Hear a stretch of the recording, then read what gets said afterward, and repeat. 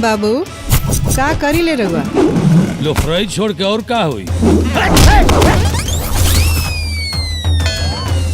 एकरा के छोड़े खातिर पैसा नहीं देत। तब काहे के? भीतर रखे खातिर।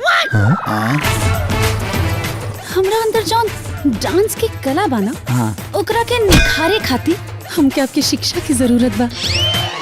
नाचतर कि जो तल खेत हैगा उतर।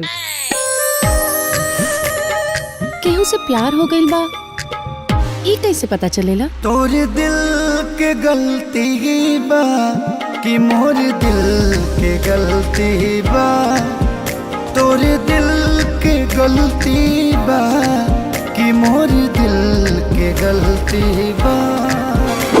तलूत भैया तो के ई क्या कहती? आज तूल मिला के इतवा बार पुलिस ने तूत कहला। तू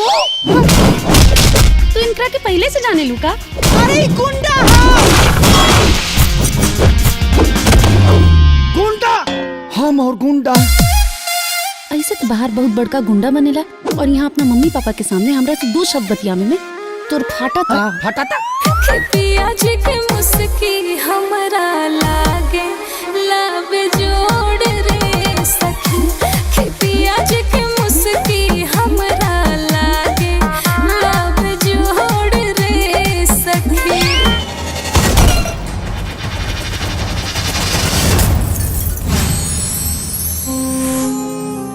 नीता के शादी तय हो गए एगो डॉक्टर से।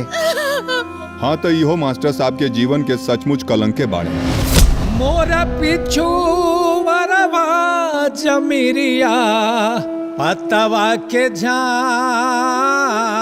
झरे राम, झुहुरा झुहुरा करे पात लिदियो नया।